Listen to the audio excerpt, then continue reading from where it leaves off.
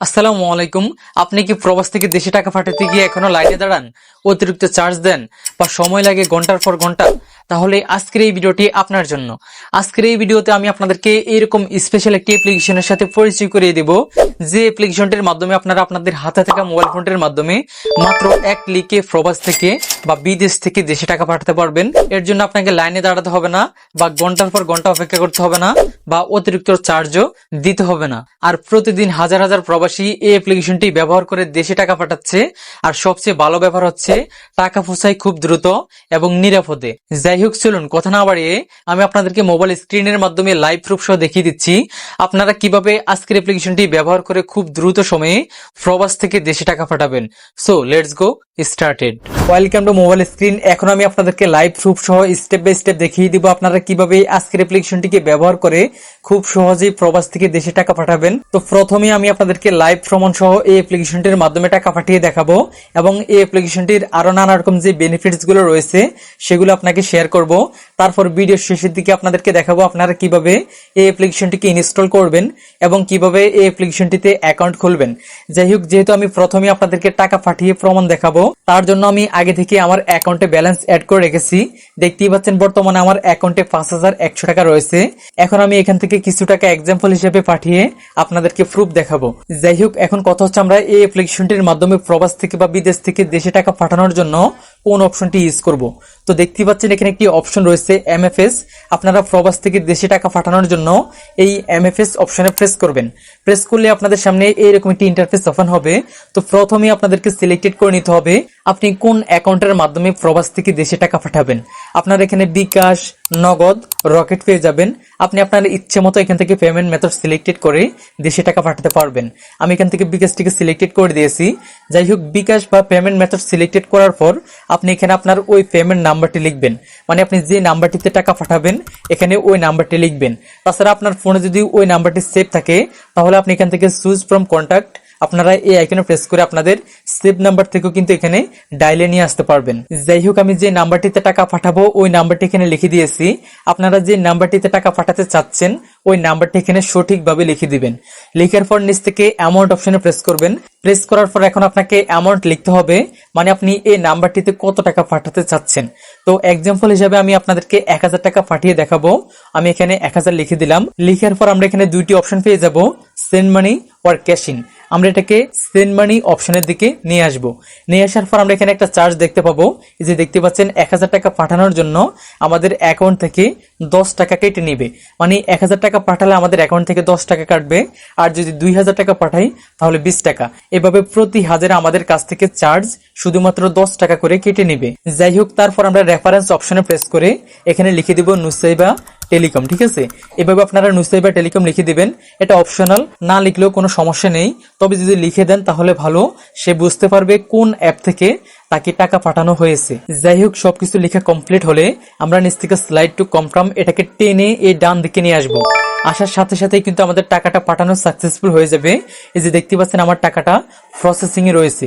১ মিনিটও সময় লাগবে না, মানে সাথে সাথেই কিন্তু আমরা এই অ্যাপ্লিকেশনটির মাধ্যমে প্রবাস থেকে দেশে টাকা পাঠাতে পারবো।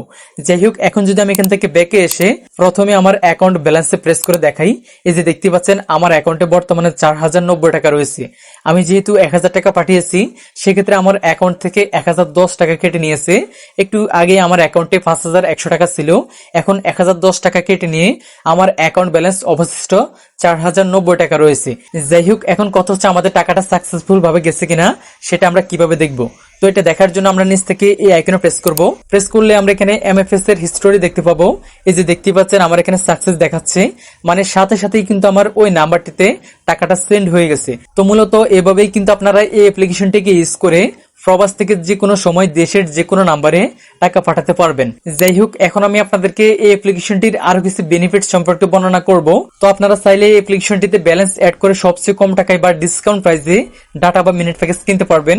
আপনারা যদি এখান থেকে ড্রাইভ অফারে প্রেস করেন তাহলে এখানে সকল প্রকার বাংলাদেশি মোবাইল অপারেটরগুলো পেয়ে যাবেন। আপনি এখান থেকে যদি বাংলা লিঙ্কে প্রেস করেন তাহলে বাংলা লিঙ্ক সিমের ডিসকাউন্ট প্রাইসের ডাটা বা মিনিট প্যাকেজগুলো পেয়ে যাবেন। এই যে দেখতে পাচ্ছেন প্রত্যেকটা ডাটা বা মিনিট প্যাকেজে কি পরিমাণে ডিসকাউন্ট রয়েছে। এই যে 100 টাকা ডিসকাউন্ট, 149 টাকা ডিসকাউন্ট, 66 টাকা, 99 টাকা, 101 টাকা, 77 টাকা, মানে প্রত্যেকটা ডাটা বা মিনিট প্যাকেজে আপনারা এখানে হিউজ পরিমাণে ডিসকাউন্ট পেয়ে যাবেন। আপনারা বাংলাদেশের যে কোনো নাম্বারে এখান থেকে ডিসকাউন্ট প্রাইসের ডাটা বা মিনিট প্যাকেজ সেন্ড করতে পারবেন। আপনি যদি এখান থেকে রবিতে বা এয়ারটেলে প্রেস করেন, মানে যেই অপারেটর প্রেস করবেন ওই অপারেটরের ডিসকাউন্ট প্রাইসের বা সবচেয়ে কম টাকার ডাটা বা মিনিট প্যাকেজ গুলো পেয়ে যাবেন। আপনারা যারা প্রবাসে থাকেন তারা চাইলে এই অ্যাপ্লিকেশনটিতে ব্যালেন্স অ্যাড করে আপনাদের ফ্যামিলির যে কোনো বাংলাদেশি নাম্বারে এখান থেকে ডিসকাউন্ট প্রাইসের বা সবচেয়ে কম টাকার ডাটা বা মিনিট প্যাকেজ সেন্ড করতে পারবেন। তারপর আপনি চাইলে এখান থেকে রিচার্জ অপশনে প্রেস করে ম্যানুয়ালি রিচার্জও করতে পারবেন। তাছাড়া ম্যানুয়ালি রিচার্জে আপনারা প্রতি হাজারে এক্সট্রা 20 টাকা কমিশনও পেয়ে যাবেন। যাই হোক, এখন কথা হচ্ছে আপনারা এই অ্যাপ্লিকেশনটির মাধ্যমে এই ধরনের সকল প্রকার বেনিফিট বা সকল প্রকার সুযোগ সুবিধা ব্যবহার করার জন্য বা উপভোগ করার জন্য কিভাবে আপনাদের অ্যাকাউন্টে ব্যালেন্স অ্যাড করবেন। তো এর জন্য আপনারা এখান থেকে অ্যাড টাকা এই আইকনে প্রেস করবেন। প্রেস করার পর আপনাদের সামনে এইরকম একটি ইন্টারফেস ওপেন হবে। তো দেখতে পাচ্ছেন এখানে টার্মস এন্ড কন্ডিশন রয়েছে। আপনারা কিভাবে এই অ্যাপ্লিকেশনটির মাধ্যমে ব্যালেন্স অ্যাড করবেন সেটা এখানে স্পষ্টভাবে লিখে দিয়েছে। আপনারা ব্যালেন্স অ্যাড করার জন্য তাদের এখানে দুইটি নাম্বার পাবেন, একটা হচ্ছে বিকাশ পার্সোনাল আর একটা হচ্ছে নগদ পার্সোনাল। আপনি যেই অ্যাকাউন্ট টাইপের মাধ্যমে ব্যালেন্স অ্যাড করবেন ওই অ্যাকাউন্ট টাইপের নাম্বারটিকে এখান থেকে কপি করে তাদের এই নাম্বারটিতে যত টাকা ব্যালেন্স অ্যাড করবেন তত টাকা সেন্ড মানি করে দিবেন।